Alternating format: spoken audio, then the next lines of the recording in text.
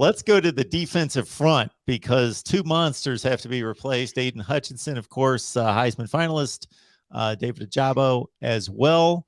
You mentioned Chris Hinton in the middle. So the defensive line gets restructured for 2022. Who, at this point, with a lot of football and workouts left to be played, of course, to determine who the top candidates are, who at this point looks like they might step in? Yeah, I mean, that's going to be, I think, the toughest. I mean, it's no secret there that Aiden Hutchinson and David Ajabo are tough to replace. But I think for Michigan, though, that's the toughest position to replace the defensive line in general, but definitely on the edge too.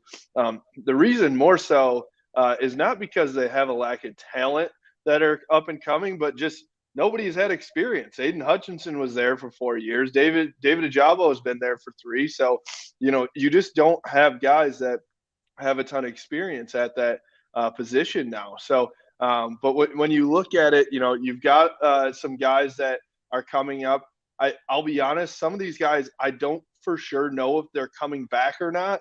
They've got seniors and graduate seniors and stuff like that, but I believe they still have eligibility, but haven't announced either way yet if they're coming back. So you look at a guy like Taylor Upshaw or Jess Speight or Julius Welschof, who have all contributed. They've played behind Hutchinson and Ajabo, and they've definitely got a decent amount of playing time.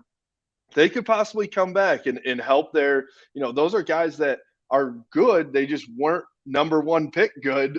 So you're not going to get much play, obviously, when you have those studs up there in Ajabo and Hutchinson. But those guys, and then you pair those two with a couple younger guys like a Jalen Harrell, possibly, who's a sophomore who made some great plays for Michigan when he did get in this year. Braden McGregor as well is a guy who looks very similar to Hutchinson, just a little bit smaller. And he's an up-and-coming guy too. Mike Morris also played really well as a DN too. I think Mike Morris is going to have a breakout year coming up for Michigan. So those are the names I'd look at there. I would look at how is Mike McDonald going to handle that group and this defense in general when you're not going to get Aiden Hutchinson in the backfield on every play.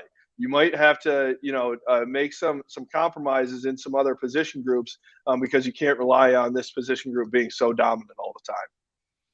And just to clarify this, what Justin's alluding to is it used to be nice and clear cut before our COVID pandemic year of 2020 in regards to just that one deadline waiting for anyone who is draft eligible as an underclassman to declare for the NFL draft. So that is passed on January 15th. But we've got a second date where basically anyone who is eligible for the NFL draft has to decide whether they're pulling themselves out of the NFL draft. So they basically are assumed to be moving on, but if they still have a COVID year, the extra year that they can come back, they have that option, but they have until February 4th to make that decision and make that announced too. Otherwise, if they say nothing, they're headed off to the NFL draft.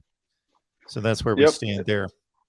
Exactly. And I do think, we are in a weird position with Harbaugh as well, where some guys I actually know of that are staying but haven't announced it yet. To the public. So I think there's some weird stuff there with some guys that are just kind of not taking the big stage to actually, make it public, but they have decided that they're going to stay and things like that.